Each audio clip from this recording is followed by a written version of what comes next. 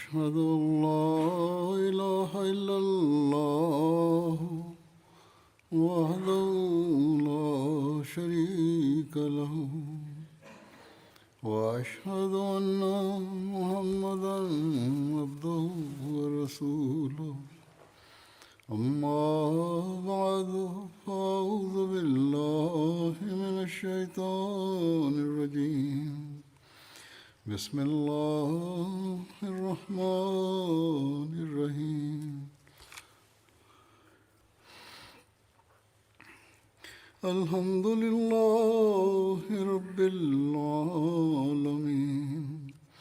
الرحمن الرحيم مالك يوم الدين إياك نعبد وإياك نستعين اهدنا الصراط المستقيم صراط الذين أنعمت عليهم غير المغضوب عليهم ولا الضالين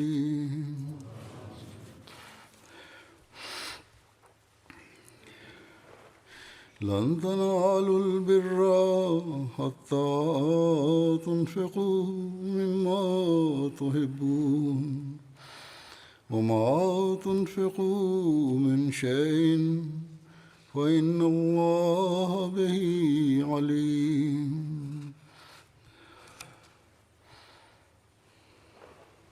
Muuminin, Mwenyezi Mungu amsaidie sana, anasema tafsiri ya aya hiyo ni kama ifuatayo: hamtaweza kuufikia wema hasa mpaka mtoe katika vile mnavyovipenda, na chochote mnachokitoa basi hakika Allah anakijua. Hazrat Masihe Maud alaihi wassalam akieleza ufafanuzi wa aya hiyo katika sehemu moja anasema ya kwamba nini hamwezi kuufikia wema hasa ambao unamwezesha mtu kupata wokovu. Hamwezi kuufikia mpaka mutoe katika njia ya Mwenyezi Mungu mali na vitu mnavyovipenda.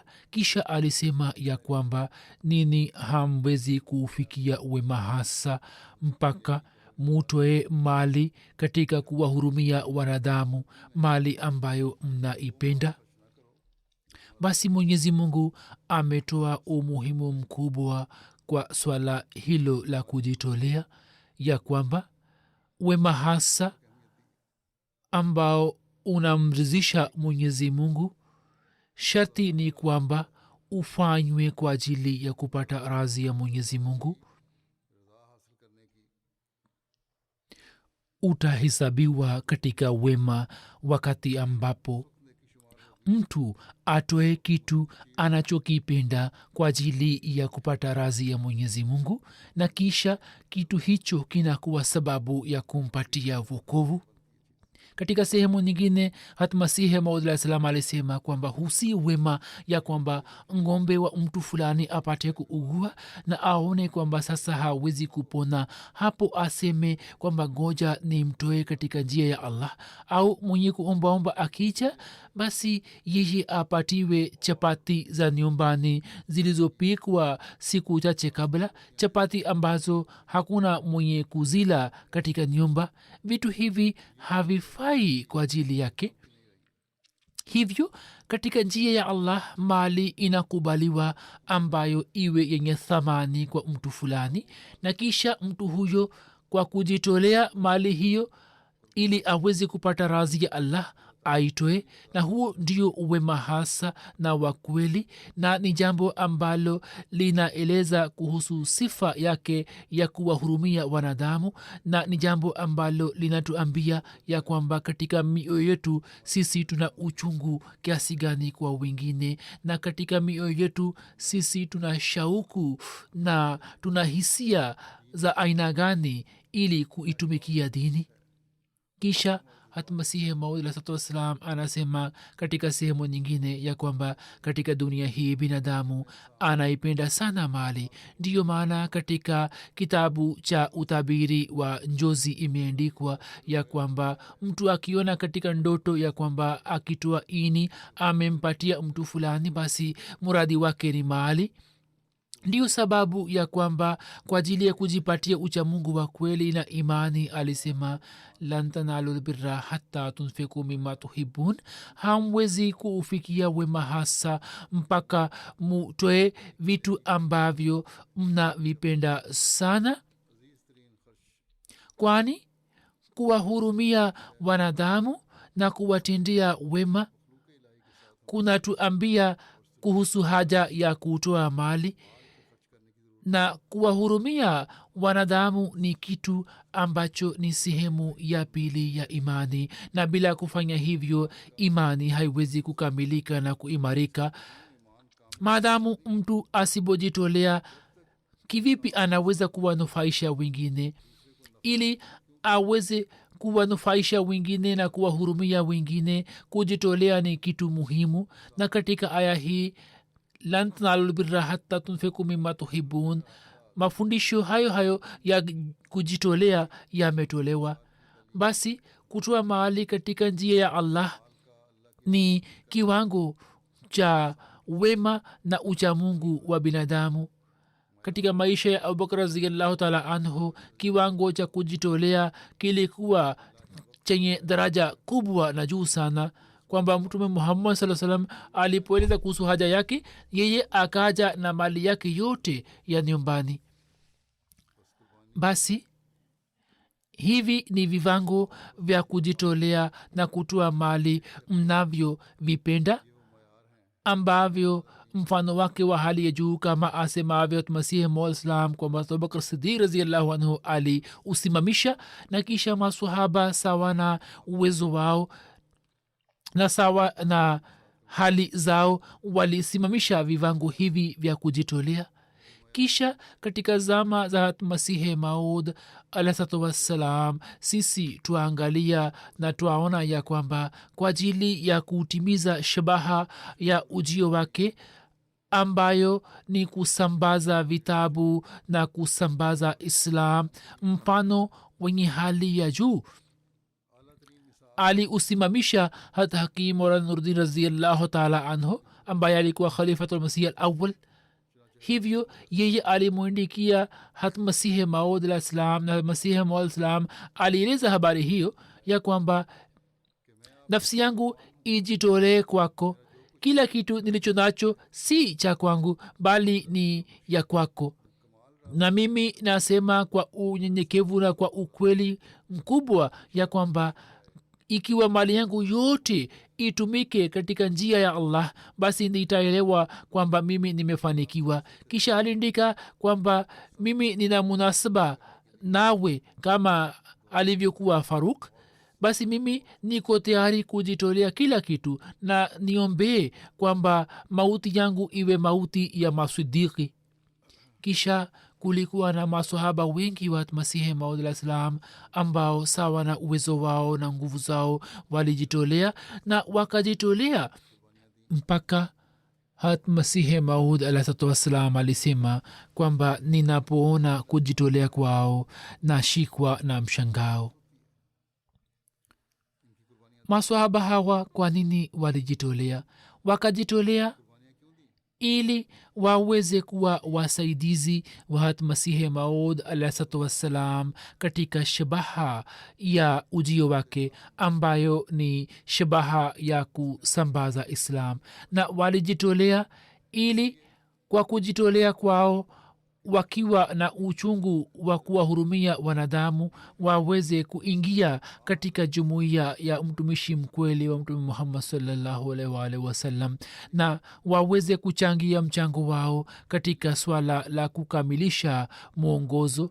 na wanajumuiya walipata ladha ya kujitolea kiasi kwamba hata baada ya masihi maud alahsatuwassalam katika nizamu ya ukhalifa inayoendelea mwenyezi mungu katika kila zama za ukhalifa ameendelea kuijalia jamaati watu wanaojitolea ambao kwa kujitolea kwao na kwa kuacha nyuma mambo yao ya kidunia wanaendelea kushindana katika mema na kujitolea humo kuna wahamadia wa zamani na pia wanajamaati wapya pia wamo ndani yake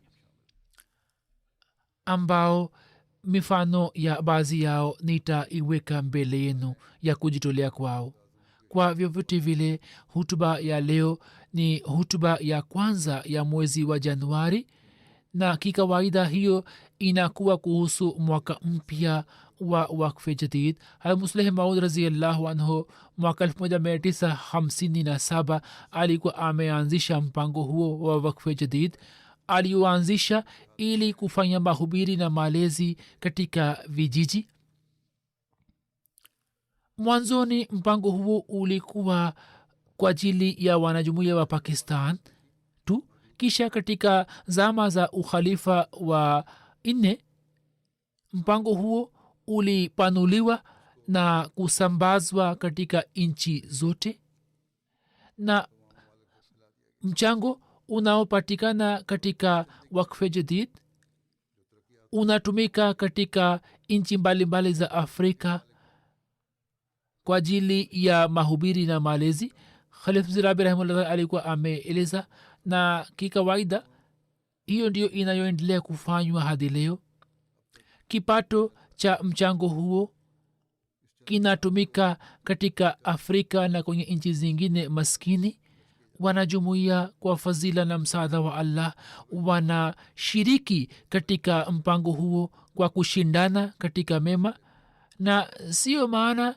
kwamba wahamadia wa afrika au wahamadia wa nchi zingine zinazoendelea hawashiriki katika mpango huo bali hata wao pia wanajitolea sawa na kipato chao na sawa na hali yao na bila shaka wanajitolea sana lakini matumizi yanayoongezeka yanafanywa kwa kupitia michango ya nchi zenye utajiri na katika kila sehemu hawa wanaojitolea wanatambua na kuelewa jambo hili ambalo mtume muhammad sallallahu alaihi wasallam alilieleza katika hadisi qudsi ya kwamba mwenyezi mungu anasema ewe mwana wa adamu wewe ukiacha kwangu hazina yako utulie hazina hiyo haina hatari ya kuungua motoni wala kuzama majini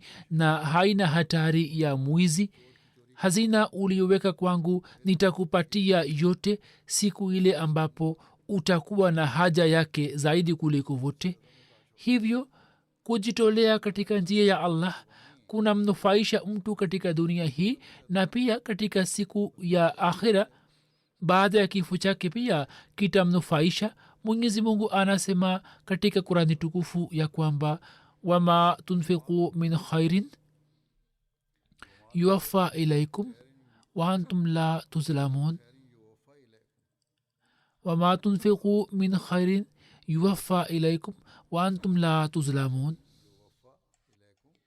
na mali yoyote mtakayotoa mtarudishiwa sawasawa wala hamtapunjwa basi mwenyezi mungu anapoahidi hutimiza ahadi yake na anatuonyesha mifano yake katika dunia hii vile vile ili tuwe na yakini ya kwamba katika akhira pia tutakuwa warisi wa neema za mwenyezi mungu hiyo si kama idara za kidunia ya kwamba mtu akiwekeza katika biashara za kidunia kisha apate hasara au akipata faida basi apate faida kwa muda tu na hana zamana kuhusu siku zijazo bali zipo biashara za kidunia ambazo zinawanufaisha watu kwa muda na kisha wanaoziendesha biashara hizi wanakula hela yote na watu maskini ambao wanakuwa wamewekeza katika biashara hizi hela yao inapotea. Kama vile siku hizi kuna kelele nyingi imepatikana kwamba watu walipoteza mabilioni ya dola waliokuwa wamewekeza kwenye bitcoin au kwenye cryptocurrency, na waliokuwa wakiziendesha biashara hizi wao walikula hela yao. Huzuri amesema kwamba biashara hii ya bitcoin katika rai yangu ni aina fulani ya kamari, lakini jinsi mwenyezi mungu anavyowajalia wale wanaojitolea kwa ajili yake, kuna mifano yake ya ajabu. Kama nilivyokuwa nimesema kwamba nitaweka mbele yenu baadhi ya mifano ambayo inatuambia kwamba wanaojitolea wanapata faida ya kidunia, wakati huo huo imani yao pia inaendelea kuongezeka. Kwa mfano, kuna mfano wa Liberia, mfano wa Bume County, na mwalimu saheb wa huko anasema kwamba kwa ajili ya kukusanya mchango wa wakfe jadid nilienda kuitembelea jumuiya moja ya wanajamaati wapya iitwayo Fomba, na baada ya kukutana na imam saheb niliandaa mpango mmoja. Wanajumuiya wengi wa kijiji hicho walishiriki katika mpango huo. Wanajumuiya walifahamishwa kuhusu umuhimu na baraka za wakfe jadid, na baada ya mpango huo kumalizika tuliweza kuwatembelea wanajumuiya mbalimbali katika nyumba zao na kukusanya mchango. Katika muda huo kijana moja akaenda katika nyumba yake, hakuwa na kitu katika nyumba yake. Mama yake akaomba razi akisema kwamba saa hizi hatuna hela ya mchango na baadaye katika muda fulani tutatoa. Anasema kwamba sisi tukarejea. Baada ya muda mfupi kijana huyo akaja kwangu huku akikimbia na akasema kwamba hii ni $250 ya Liberian ambayo baba yangu alikuwa amenipatia kama ada ya shule yangu, na mimi naitoa katika mchango ili nyumba yetu isikose baraka za mpango huo. Anasema kwamba baada ya siku chache kijana huyo akaja kwangu na akaniambia kwamba baada ya kuondoka kwako nikapata ujumbe kwamba jamaa yangu fulani kwa ajili ya mahitajio ya shule yangu amenitumia $2,500, hivyo nimelipa ada yangu na pia nimenunua mahitajio yangu mengine. Alisema kwamba mwenyezi mungu amenijalia kwa kuongeza mara 10 au hata zaidi. Hivyo mwenyezi mungu huzalisha imani na yakini mioyoni mwa watu. Yani mwenyezi mungu anawajaalia katika dunia hii na pia atawajaalia katika siku za akhira ambapo hisabu hiyo inaendelea kutunzwa. Kisha kuna mfano wa Guinea Conakry. Kuna tawi moja la Mansaya la jimbo. Mbashiri wa huko anasema kwamba sisi tulikuwa tukisherehekea ashra wakfe jadid na tukiwafahamisha wanajamaati kuhusu mchango na baraka za wakfe jadid. Tulikuwa tunawahimiza washiriki katika mpango huo. Hapo imamu wa msikiti wa kijiji hicho Abubakar Kamara saheb ambaye ni mwanajumuiya mpya alisema kwamba mimi kwanza nitatoa mchango wangu, kwani yatupasa kuwa mfano kwa wengine. Huzuri amesema kwamba hii ndiyo hali yao. Alisema kwamba kwanza nitatoa mchango wangu kisha tutawahimiza wengine. Hivyo yeye alitoa 10,000 franc katika mchango wake, na baadaye akaja na akaeleza ya kwamba mchango ule nilikuwa nimeutoa, na baada ya muda rafiki yangu mmoja alinitumia $1.5 franc kama zawadi, na anasema kwamba mimi naelewa ya kwamba hiyo ni neema ambayo Allah alinijalia kwa sababu ya kujitolea kwangu. Anasema kwamba mimi sasa nitashiriki zaidi katika michango, na hivyo ndivyo mwenyezi mungu anavyowatendea wanajamati wapya akisema kwamba mkitoa katika njia yangu basi nitawajaalieni katika dunia hii vile vile na ahadi za akhira pia zitapata kutimia inshallah. kisha mwalimu wa cameroon anaandika kwamba kijana moja aliendelea kunisaidia katika ziara zangu za vijijini kwa ajili ya kukusanya mchango wa tahrike jadid. kijana huyo hakuwa na ajira, hivyo akaweza kutoa kama 1,000 sifa katika mchango wa tahrika jina. akasema kwamba niombe nikipata ajira basi nitatoa zaidi. mwalimu akasema sawa, mimi nitakuombea na pia ufanye maombi ili uweze kupata ajira. mwenyezi mungu baada ya muda fulani akakubali maombi yake na akapata kazi ya dreva katika shirika moja la umoja wa mataifa, na hapo yeye akatoa 10,000 sifa katika mchango wa wakfe jadid akisema kwamba nilipokuwa nimejitolea katika ziki, mwenyezi mungu kwa sababu ya kujitolea kwangu ameongeza kipato changu. kisha amir sahib wa tanzania anaandika ya kwamba mama mmoja wa tawi moja alituambia ya kuwa siku moja alipokuwa akienda sokoni kwa ajili ya kununua vifaa vya nyumbani, njiani akakutana na mwalimu akamwambia kuhusu mchango wa wakfe jadid na akamhimiza kutoa mchango. mama akamwambia mwalimu kwamba ninayo 2,000 shilingi naenda sokoni kununua bidhaa zangu, vifaa vyangu. hapo akatoa mchango wa wakfe jadid 1,000 shilingi na alisema kwamba shilingi 1,000 iliyobaki nitanunua vifaa vyangu. anasema wakati huo huo mmoja akanita kutoka nyuma ambaye alikuwa amekopa kutoka kwangu shilingi 5,000 na muda mwingi ulikuwa umepita juu yake. mimi sikuwa na matumaini kwamba nitapata kutoka kwake. mama huyo akaniita na akasema kwamba hiyo ni hela yako ambayo nilikuwa nimekopa kutoka kwako. hapo mama huyo akaja tena kwa mwalimu na akasema kwamba kwa sababu ya baraka za mchango mwenyezi mungu amenijalia hela hiyo, na hapo akatoa mchango wa shilingi 1,000 tena.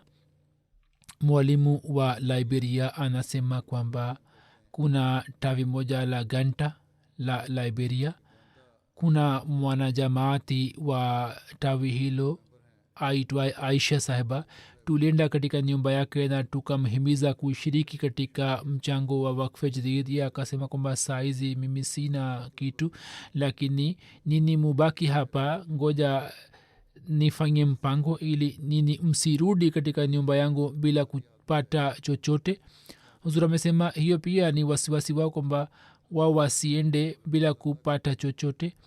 hivyo mama huyo akikopa kutoka mtu fulani $100 ya liberian na akatoa mchango. mwalimu anasema kwamba bado tulikuwa katika nyumba yake ambapo mama huyo akapata ujumbe katika simu yake ya kwamba mtu fulani ametuma hela kwenye akaunti yake.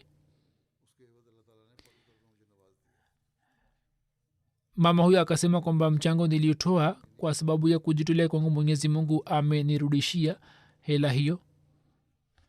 kisha mbashiri wa Guinea Conakry anaandika ya kwamba kuna mwanajumuiya mmoja aitwaye Said Oba Saheb. yeye hakuwa na ajira na alikuwa amepeleka maombi yake katika kampuni ya migodi, lakini hakuwa na matumaini ya kupata ajira. wakati wa kusherehekea ashra wakfe jadid alipohimizwa kuhusu mchango akasema kwamba mimi sina ajira, siwezi kutoa zaidi, isipokuwa akatia mkono mfukoni mwake na akitoa 5,000 franc na kutoa mchango wake akisema kwamba hiyo ndiye hela nilionayo saizi.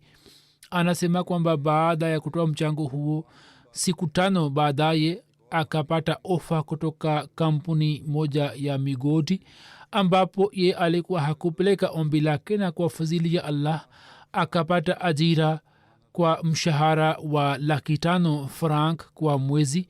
alisema kwamba mchango mdogo niliyokuwa nimetoa katika njia ya allah, mwenyezi mungu sawa na ahadi yake alinijalia kwa kuongeza maradufu. kisha kuna mbashiri wa nigeria aliandika ya kwamba kuna mwanajumuiya mmoja wa kano state aitwaye nasir saheb anasema kwamba tangu miaka mitatu sikuwa na ajira na nilikuwa na wasiwasi sana. Nikapata wazo kwamba kwa nini nisianze kutoa mchango sawa na kipato changu. Ye hakuwa na ajira, hivyo alikuwa hatoi mchango. Hapo anasema kwamba nilifikiria kwamba sawa na kipato changu chochote nilicho nacho nianze kutoa mchango. Mbashiri anasema kwamba yeye alianza kutoa mchango kuanzia Juni mwaka jana, na anamwambia mbashiri kwamba miezi mitatu ilikuwa bado haikupita ambapo rafiki yangu moja akawasiliana nami na akasema kwamba kampuni moja inamhitaji mtu moja. Kampuni hiyo ikanipatia ajira na huo ulikuwa mkataba wa kipekee wa kampuni hiyo. Anasema hapo nikajawa na yakini kwamba ajira hiyo nimeipata baada ya muda mwingi, au kazi hii niliyoipata hiyo inatokana na baraka za mchango ule. Kisha kuna mbashiri wa Afrika ya Kati anaandika ya kwamba kuna mwanajumuiya mpya aitwaye Jibrail Saheb. Ye alisema kwamba mwaka jana nilipoingia katika jumuiya nikaanza kupata mabadiliko katika hali yangu ya kihulka na kiroho. Jambo hili pia linapaswa kuzingatiwa ya kwamba hakushiriki katika jumuiya pekee, bali kwa yakini atakuwa amefanya dua na atakuwa amefanya juhudi ya kubadilisha hali yake, na Mungu pia akamjalia fadhila mpaka akahisi mwenyewe kwamba nimepata mabadiliko katika hulka zangu na hali yangu ya kiroho. Kisha anasema siku moja mbashiri aliponihimiza kuhusu mchango kwamba mwaka unakaribia kuisha, hivyo napaswa kutoa mchango hata kama nitoe kiasi kadogo. Anasema nikalipa mchango, na kuanzia wakati ule hadi leo shughuli zangu zimepata baraka na Mungu akanijalia fadhila makhsus. Mimi sasa si kai bila kazi. Mwanzoni hali ilikuwa hii kwamba wateja walikuwa hawaji kwa siku kadhaa, lakini sasa kila siku wanakuja kwa wingi, na kwa fadhila na msaada wa Allah napata hela nyingi, kitu ambacho sikuwa na fikra hapo kabla. Kisha mbashiri wa Togo Arif Saheb anaandika ya kwamba katika mkoa wa Kara kuna mwanajumuiya aitwaye Awakaji Saheb. Yeye anasema kwamba kipato changu hakikuwa kizuri na kulikuwa na mwezi wa mwisho wa wakfu jadid. Nilikuwa na wasiwasi kwamba kivipi nitatimiza ahadi yangu. Kisha nikapata wazo kwamba katika nyumba yangu kuna mbuzi ambaye nimemweka kwa ajili ya shabaha nyingine, ngoja nimuuze na nitoe mchango wangu. Yani sina kitu kingine isipokuwa mbuzi tu, na ngoja nimuuze halafu nitoe mchango. Anasema nilikuwa nimenuia, ambapo mbashiri akaja kupokea mchango.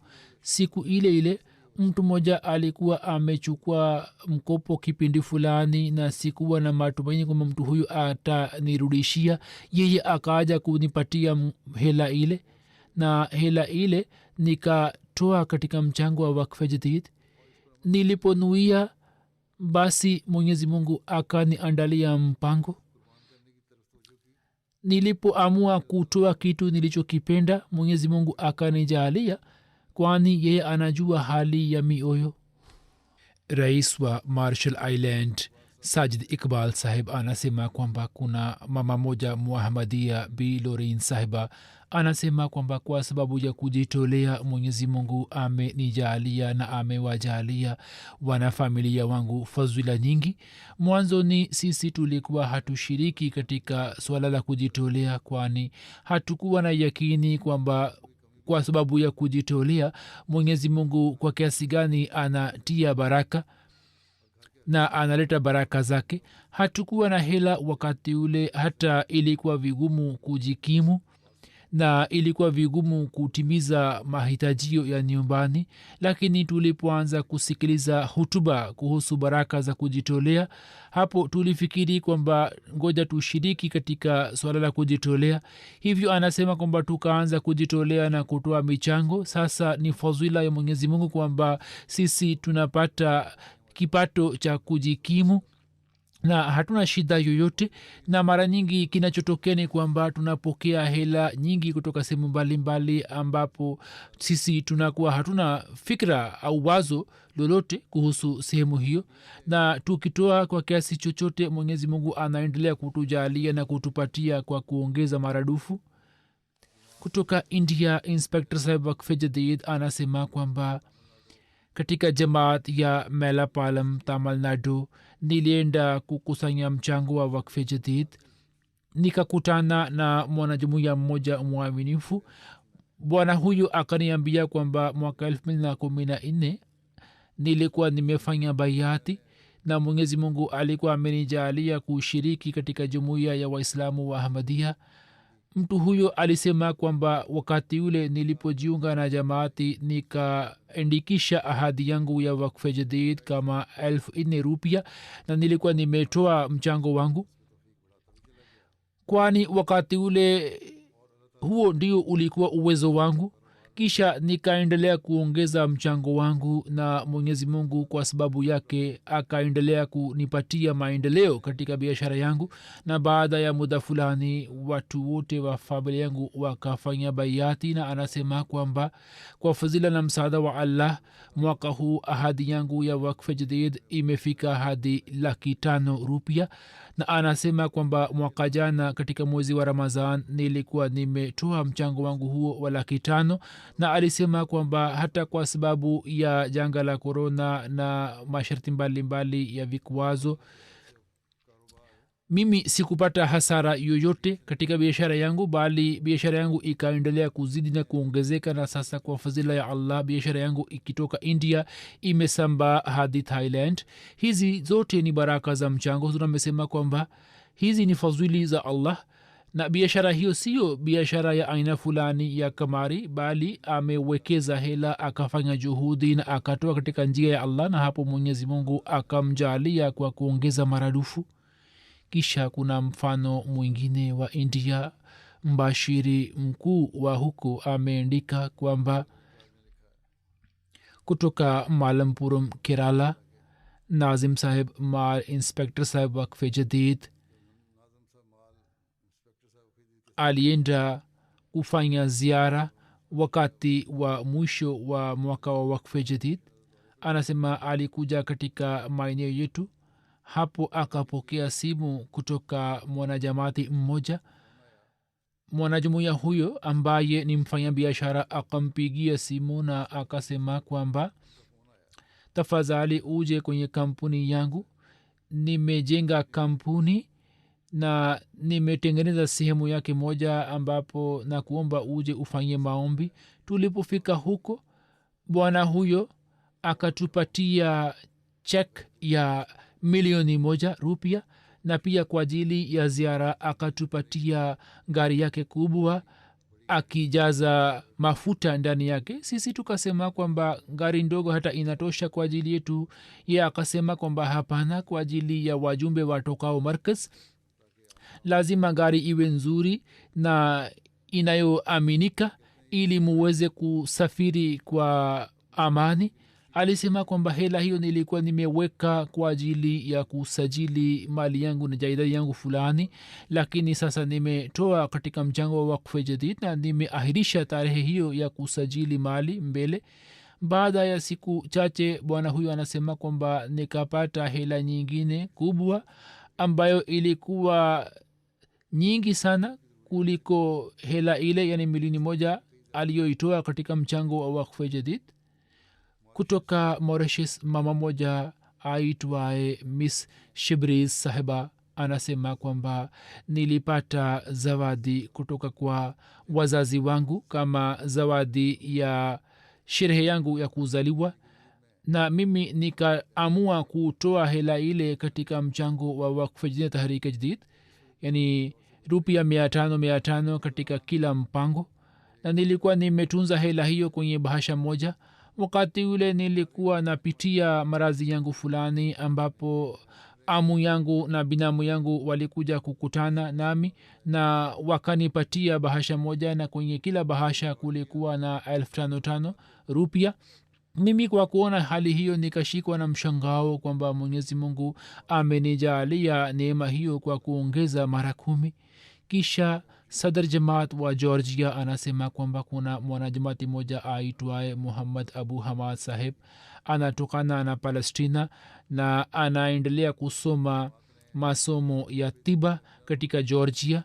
alikuwa amejiunga na jamaati miaka 3 iliyopita. jumuiya ilienda ashra wakfe jadid na ikaanda semina moja kwamba kivipi tunapaswa kujitolea katika njia ya allah.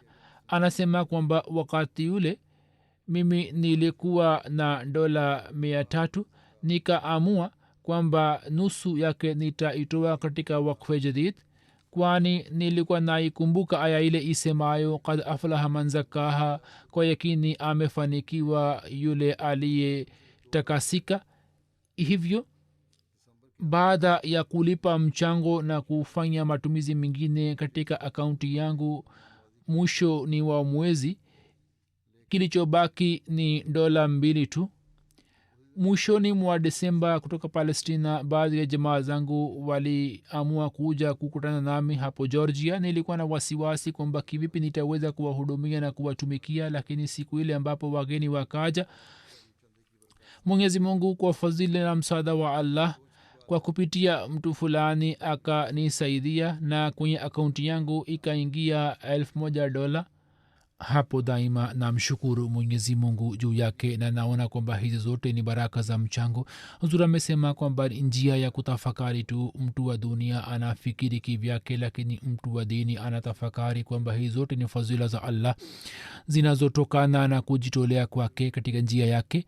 mwalimu wa kinia anaandika ya kwamba katika jamaati yake kuna mamoja mwanajumuiya mpya aitwaye khadija sahiba ambaye ni mwalimu katika shule ya kichekechea.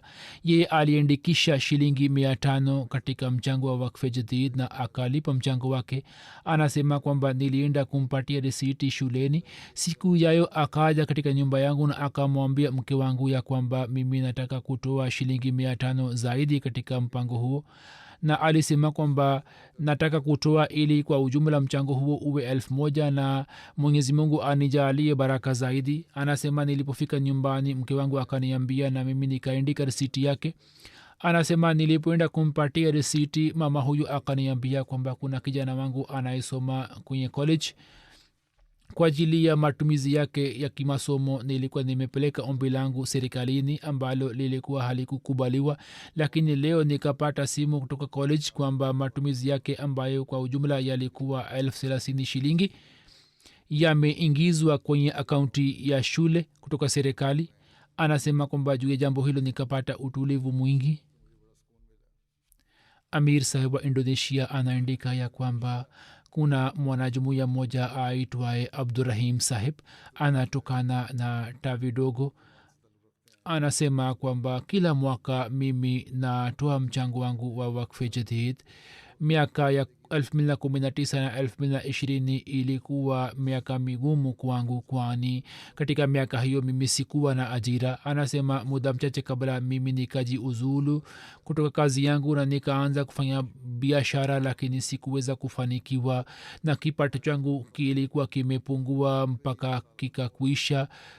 ilikuwa mwisho wa mwaka wa wakfe jadid. nilikuwa nimetoa ahadi ya kutoa mchango, lakini sikuwa na njia ya kulipa, na katika umri wangu huo wa miaka 51 ilikuwa vigumu kupata ajira. hivyo anasema kwamba kila siku nilikuwa na swali tahajudi na kufanya maombi kwamba mungu anijalie, na pia alikuwa ananiandikia barua ya maombi kwamba mungu aniwezeshe kutoa mchango. anasema kwamba mwishoni mwa mwaka wa wakfe jadid mwenyezi mungu alinisaidia na mimi nikalipa mchango wangu. anasema baada ya siku chache afisa yangu mmoja wa zamani ambapo nilikuwa nafanya kazi akanipigia simu na nikaitwa kwa ajili ya interview. Hapo nikamshukuru allah na nikapata ajira. Nilikuwa nashangaa kwamba mtu huyu kwa nini ameniita ilhali huyu hakuwa direct supervisor wangu. Hata marafiki zangu pia wanashangaa kwamba kwa nini mimi niliitwa huko ambapo nilikuwa nimejiuzulu miaka 7 iliyopita. Anasema kwamba hizi ni fadhila za allah kwamba katika umri huo nimeanza kupata kipato cha kudumu. Katika nchi ya senegal kuna sehemu iitwayo tambakonda. Mbashiri wa huko anasema kwamba katika ziara yangu tulipowahimiza wanajamati kuhusu mchango na tuliwasikilizisha matukio mbalimbali ambayo nilikuwa nimeyaeleza katika hutuba ya mwaka jana. Hapo mwanajamati mmoja Uthman Sahib akatuambia kwamba yeye alipofanya bayati hali yake ya kipato ilikuwa imezofika mno, na baada ya kufanya bayati wote wakawa wapinzani wake wakajaribu kuunguza na kuteketeza nyumba yake mara 4 na kila mara sehemu ya nyumba yake ilikuwa ikiungua. Anasema kwamba yeye alipoanza kutoa michango siku zake zikabadilika, na sasa kwa sababu ya baraka za kutoa mchango nimejenga nyumba yangu nzuri. Na mwanzoni nyumba yangu ilikuwa ni nyumba ya makuti ambayo ilikuwa ikiungua. Sasa nimejenga nyumba nzuri, watoto wangu wanasoma katika shule ya mjini, na kila mwaka kwa sababu ya baraka za kutoa anaongeza mchango wake. Na anasema kwamba ama wapinzani wangu wamekwisha fariki dunia au ikiwa wako hai basi wana hali tete. Amir Saheb wa Tanzania anaandika tukio la mkulima mmoja ambaye ana shamba la nyanya, na kwa ajili ya kumwagilia shamba lake anachukua maji kutoka ziwa la Victoria kwa kutumia mashine mbalimbali, na analazimika kuleta mashine kwa kodi. Anasema kwamba mwaka huu mvua haikunyesha sana na mashamba yangu yakaanza kukauka. Watu wengine waliokuwa majirani zangu walikuwa wakicheka juu yangu kwamba angalia hali ya shamba lako jinsi inavyoharibika. Anasema kwamba mwalimu wangu akanihimiza kutoa michango. Mimi nilikuwa na shilingi 1,000 ambayo nikatoa. Mwalimu akanipatia risiti, na siku ijayo akaja katika kikao cha majlisi amila. Hapo bwana huyo akamwambia mwalimu kwamba biashara niliyokuwa nimefanya Mungu amenipatia malipo yake, kwani mvua ya kwanza ya msimu huu imenyesha juu ya shamba langu na shamba langu limejaa na maji, na hivyo Mwenyezi Mungu amenijalia. Kutoka Sierra Leone mwalimu mmoja anaandika ya kwamba anasema kuna mtafiti mmoja Alex Tamo Saheb ambaye ni Sierra Leone. Anasema kwamba kulikuwa na malimbikizo kwenye michango yake ya wasia na michango mingine, kwani mwaka jana kwa sababu ya matatizo mbalimbali idara ya serikali iliahirisha kutoa mishahara, na kwa muda ikawa vigumu kwangu kuishi. Yeye akachukua hela kutoka hapa na pale na akatoa mchango wake wa wasia na michango yake mingine. Anasema kwamba baada ya kutoa michango yangu, kwanza mimi nikachaguliwa kwa ajili ya kufanya utafiti juu ya mchele katika ujumbe wa Guinea Conakry. Kisha nikapewa nyumba pamoja na fanicha. Kisha kabla ya jalsa salana ya Uingereza ya mwaka 2022 nikapata uwezo wa kufunga dishi na televisheni yani MTA katika nyumba yangu. Kisha Mwenyezi Mungu akanijalia fadhila nyingine kubwa kwamba kutoka Japan, kutoka Kagoshima University tukapokea scholarship ya PhD. Anasema mimi pia nikapeleka ombi langu na idara ikanijalia ikaniwezesha na ikanichagua kwa ajili yake. Anasema kwamba sasa tangu mwaka jana nipo katika Japan na nina mawasiliano na jumuiya ya Japan, na fadhila ya Allah imeshuka juu yangu kwamba idara ile imeipatia familia yangu nyumba ya kuishi na pia inaendelea kutoa mshahara kwa ajili ya familia yangu. Anasema kwamba jambo hili limeongeza imani yangu kwamba hizi zote ni baraka za mchango.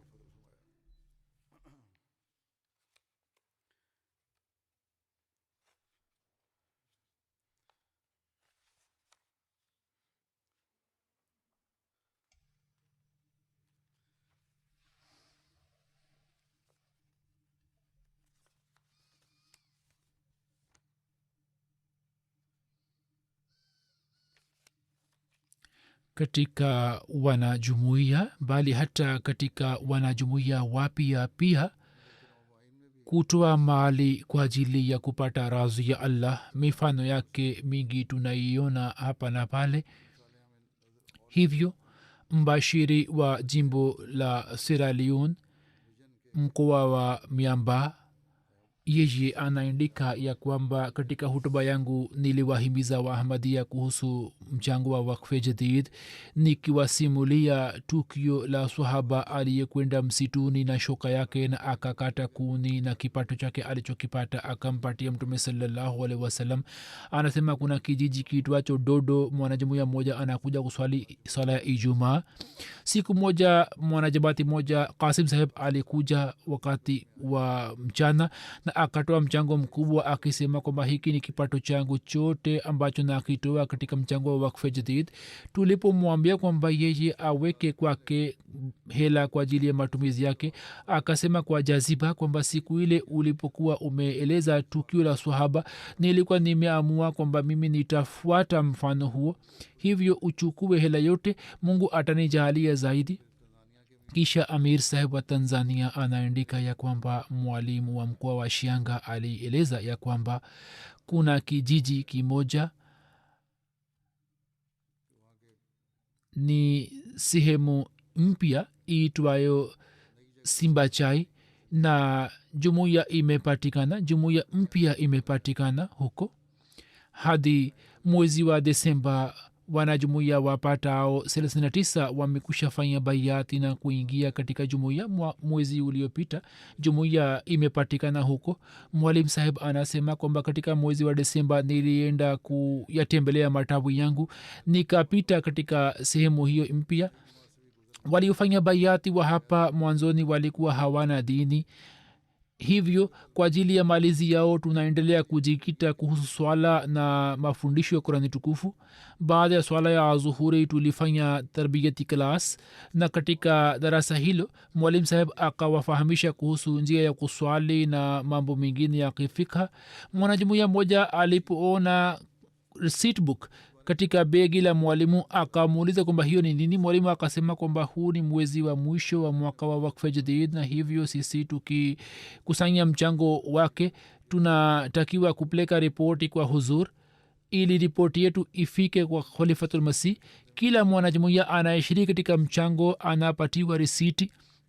Mwanajumuiya mwingine akamuuliza mwalimu kwamba mchango wetu utapokea lini. Mwalimu akasema kwamba nilikuwa nafikiri kwamba kwa kuwa hali yenu ya kipato si nzuri na nyini ni wanajamati wapya, hivyo nini mnahitaji malezi zaidi na mwakani tutawaingizeni katika mchango.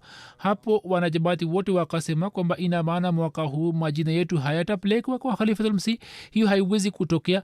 Hapo wanajamati wote waliopo hapa wakatoa chochote, na mwalimu alipotaka kuondoka wakamwambia mwalimu kwamba ahadi za mwaka mpya pia uchukue na uende nazo. Hapo mwalimu saheb akaandika ahadi zao za mwaka mpya. Hazur amesema kwamba hivyo Mwenyezi Mungu anaendelea kuwapatia wanajamati wapya imani na anaendelea kuwaongeza katika imani. Amir saheb wa Gambia anaandika kwamba kuna jumuiya moja ya North Bank iitwayo Dotabalu. Katika jamaat hiyo kuna mwanajumuiya moja aitwaye Jalu saheb, baba yake si Ahmadia. baba yake ni chief wa kijiji ambaye ni mzee sana na ana marazi, hivyo kijana wake anasimamia usimamizi na mambo yake mengine ya kijiji ambaye ni ahmadia. Ye alisema kwamba siku moja shirika moja la kiislam lilikuja kukitembelea kijiji chake na wao wanawasaidia waislamu kwa kuwapatia 15,000 delasi. wao wakanipigia simu na wakasema kwamba tumesikiliza kwamba wewe ni mtu mwema na mzuri na sisi tunataka kuwasaidieni kama 30,000 dalasi, lakini shida ndiyo hii kwamba nyini ni waahmadia, nini mkiacha jamaati basi hela hiyo mtapata. Hapo jalu saheb akasema kwamba mimi sina haja ya pesa yenu, kwani jumuiya imetufundisha kwamba mwenyezi mungu anatosha kwa watumishi wake, na mimi kila mwaka natoa mchango wangu zaidi ya 15,000 dalasi. Kwa kusikiliza hayo wao wakashikwa na mshangao, wakasema kwamba kwa nini unatoa hela hiyo nyingi katika jamaati, we mwenyewe ni mtu maskini. Hapo ya akasema kwamba neema za allah ninazoendelea kuzipata kwa kujitolea, mkizijua kuhusu neema hizi basi nini pia muwe sehemu ya umati wa imam mahdi alah salam. Huzur amesema hii ndiyo hali ambayo mwenyezi mungu anaendelea kuzalisha mioyoni mwa wanajamaati waishio mbali, ya kwamba wanaendelea kuimarika katika imani juu ya mtumishi mkweli wa mtume muhammad sallallahu alaihi wasallam. amir saheb wa kongo kinshasa anaandika kwamba katika hutuba ya ijumaa tuliwahimiza waahmadia kuhusu mchango wa wakfe jadid. siku ile ile mwanajamaati mmoja mwaminifu bwana nuruddin saheb ambaye anafanya kazi kwenye polisi akampigia mwalimu na akasema kwamba mimi nilikuwa na kusanya hela kwa ajili ya mahitaji yangu ya dharura, lakini leo mbashiri jinsi alivyotoa hamasa katika hutuba yake kuhusu mchango wa wakfe jadid, hela hiyo uichukue katika mchango huo. na hapo akatoa 2,10,000 franc katika mchango wa wakfe jadid, hela ambayo ilikuwa nyingi sawa na hali yake. huo ni mfano wa wale wanaotoa katika njia ya allah na kwenye mapenzi yake. mbashiri wa macedonia anaandika kwamba wahamadia wengi wanaoishi hapa ni watu maskini, lakini hata hivyo wanajitolea sana na wanashiriki katika mipango mbalimbali. kuna mwanajumuiya mmoja aitwaye faisal saheb ambaye alikuwa amejiunga na jamaati mwaka 1995 katika ujerumani. aliendelea kuishi katika nchi mbalimbali, baadaye akaja macedonia. mwanzoni hakuwa na mawasiliano mengi na jamaati, kisha akawasiliana nasi, na mwaka jana wakati wa idul azha akaishi hapa kwenye mission house siku 2-3, ambapo akafahamishwa kuhusu nizamu ya jamaati ya michango na michango mingine ya kilazima na michango ya tahriki na wakfe jadid. anasema kwamba baada ya siku kadhaa nikaenda kukutana naye mjini, na wakati wa kurudi ye akanipatia 10,000 dinar ambayo ni sawa na euro 61. kijana huyo, bwana huyo hana ajira. mimi nikamwambia kwamba sawa na hali yako, we unajua kuhusu hali yako, hivyo wewe uweke kwako hela kwa ajili ya mahitaji yako na utumie juu ya familia yako. ye akatoa kwa furaha akisema kwamba huo ni mchango wangu kutoka kwangu na kutoka kwa familia yangu kwa ajili ya mchango wa wakfu. akasema kwamba mungu atanijalia tu.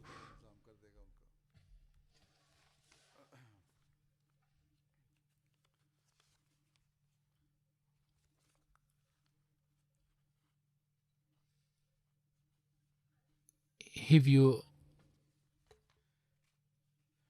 hawa ndio watu wanaojitolea katika njia ya allah, na mali ambayo wanaihitaji wanatoa katika njia ya allah.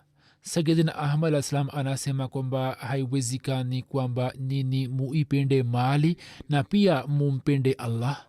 mnaweza kuwa na upendo wa aina moja tu. hivyo mwenye bahati nzuri ni mtu ambaye ampende allah na ikiwa miongoni mwenu mmoja wenu akimpenda allah atatoa katika njia yake, mimi nina yakini kwamba mali yake itabarikiwa zaidi kuliko mali zingine, kwani mali yenyewe haiji bali inakuja kwa matakwa ya allah. Hivyo mtu ambaye kwa ajili ya allah anaacha mali yake lazima ataipata. Hivyo kila mwenye kujitolea mwanajumuiya ni shahidi juu ya ukweli wa jambo hilo, kwamba mali inakuja kutoka kwa allah na kile alichokisema ni haki na ni sahihi kabisa. Mwenyezi mungu aongeze viwango vya hawa wanaojitolea na watu ambao wana hali nzuri lakini viwango vyao vya kujitolea si vikubwa, wao waweze kuelewa jambo hili la masihi maula salam, ambapo alisema kwamba mimi nawaambieni mara kwa mara ya kwamba mwenyezi mungu hana haja ya huduma zenu isipokuwa ni fadhila yake juu yenu, kwamba amewapatieni nafasi ya kutoa huduma hiyo. Watu wanaoonyesha ubakhili wanapaswa kutafakari juu yake. mwenyezi mungu awajalie wanajumuiya ambao ni matajiri kwamba waelewe jambo hilo. Sasa mimi naweka mbele yenu hisabu na mambo mbalimbali kuhusu mwaka wa wakfe jadid uliopita. Kwa fadhila na msaada wa allah, mwaka wa 65 wa wakfe jadid ulimalizika pamoja na tarehe 31 Desemba, na mwaka mpya umeanza na Januari mosi, na jumuiya imeweza kutoa mchango zaidi ya milioni 12.2 na mchango huo ni zaidi kama 9,028 kuliko mwaka jana. Yani kuna nyongeza, japokuwa hali ya uchumi haikuwa nzuri ya dunia. jumuiya ya uingereza imeshika nafasi ya kwanza katika jamaat zote za dunia, na baada ya uingereza canada imeshika nafasi ya pili, kisha ujerumani imeshika namba 3, kisha marekani namba 4, kisha namba 5 ni india, namba 6 ni australia, namba 7 ni jamaat moja ya mashiriki ya kati, kisha namba 8 ni indonesia, namba 9 kuna jamaat moja ya mashiriki ya kati, na namba 10 ni ubelgiji. Sawa na utoaji wa kila kaya, marekani ni namba 1, uswisi namba 2, uingereza namba 3, australia namba 4 na canada namba 5.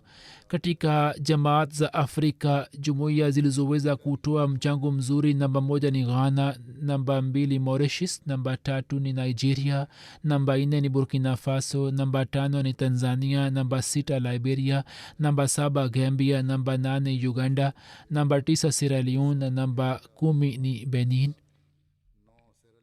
Sawa na idadi ya washiriki, mwaka huu 61 wameongezeka, na kwa ujumla idadi hiyo imekuwa 1,506,000. na nchi zilizoongeza washiriki, namba 1 ni uganda, guinea bissau, namba 2 kisha ni cameroon, kisha congo brazzaville, kisha niger, congo kinshasa, kisha mwishoni ni bangladesh. Hizi ni nchi zilizoongeza washiriki. kutokana na makusanyo, jamaat 10 kubwa za uingereza: farnham namba 1, worcester park namba 2, walsall namba 3, islamabad namba 4, gillingham namba 5, sauchim namba 6, aldershot namba 7, bradford namba 8, chim namba 9 na yul namba 10. na majimbo: baitul futu ni 1, islamabad namba 2, mastifazl namba 3, midland namba 4 na baitul ihsan namba 5. sawa na daftar atfal, jamaat 10, 1 ni aldershot south, kisha islamabad, kisha walsall, kisha farnham, kisha roehampton, ul, aldershot north, kisha mitcham park, borden, sauchim na baitul futu. katika matawi madogo, kutokana na makusanyo yao, jamaat 5 ni spain valley, Cathley, north wales, northampton na swansea. amarat ya canada. Namba 1 ni Vaughan, kisha ni Vancouver, kisha ni Calgary, kisha ni Peace Village, kisha ni Toronto, kisha Brampton West. Na matawi makumi makubwa ya canada haya ni matawi: Milton West namba 1, Hadika Ahmad namba 2, Milton East 3, Winnipeg 4, Saskatoon Baitur Rahmat 5, Durham West 6, Ottawa West 7, Innsfield 9, Regina 10, Innsfield 8, Regina 9 na Abbotsford 10. Katika atfal Vaughan namba 1, kisha ni Peace Village, kisha Toronto West, kisha Calgary na kisha Brampton East.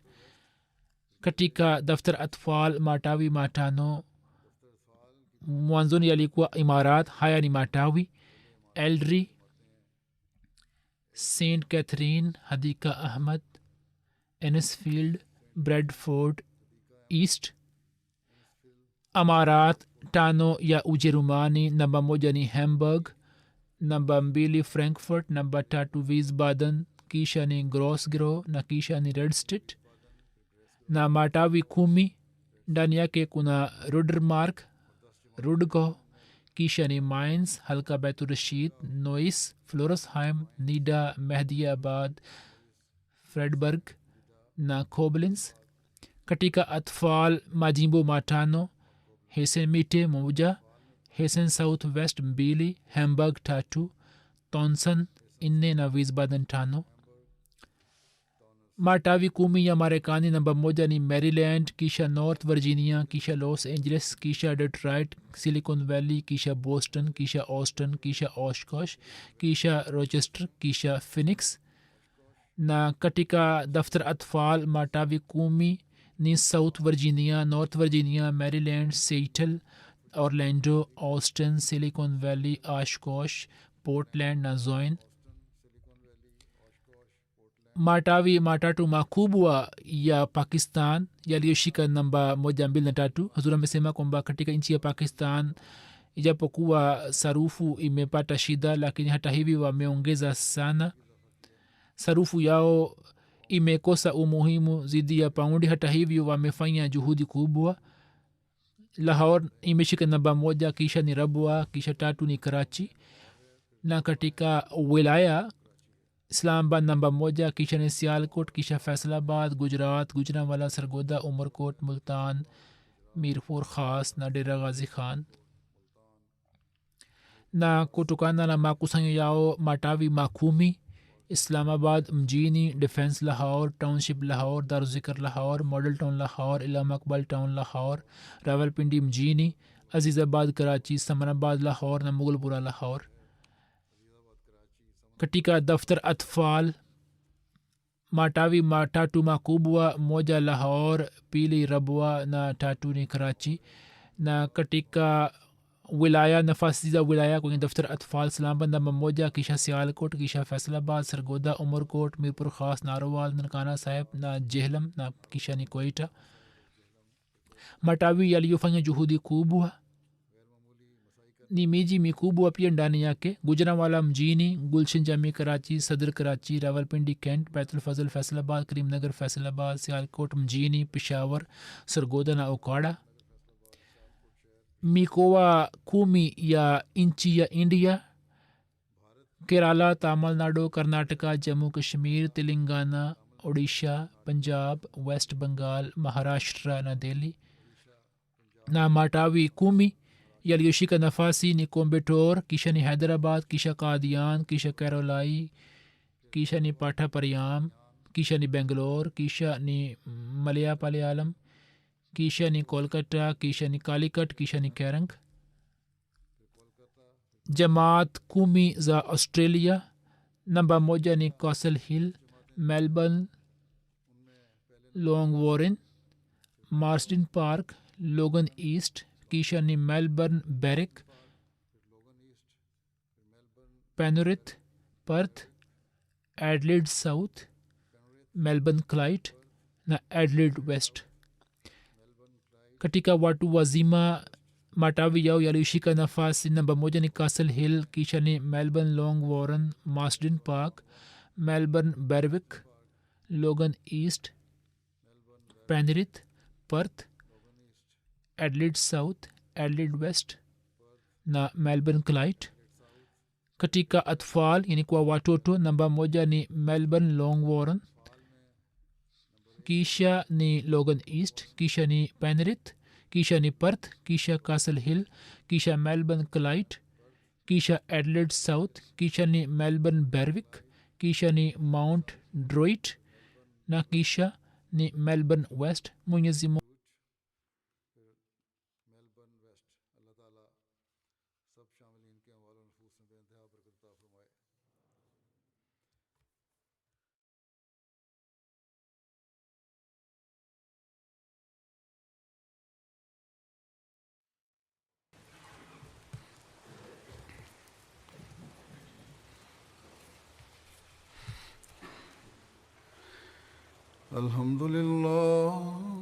الحمد لله نحمده ونستعينه ونستغفره ونؤمن به ونتوكل عليه ونعوذ بالله من شرور أنفسنا ومن سيئات أعمالنا من يهده الله فلا مضل له ومن يضلل فلا هادي له ونشهد أن لا إله إلا الله ونشهد أن محمدا عبده ورسوله عباد الله رحمكم الله إن الله يأمر بالعدل والإحسان وإيتاء ذي القربى وينهى عن الفحشاء والمنكر والبغي يعظكم لعلكم تذكرون اذكروا الله يذكركم وادعوه يستجب لكم ولذكر الله أكبر.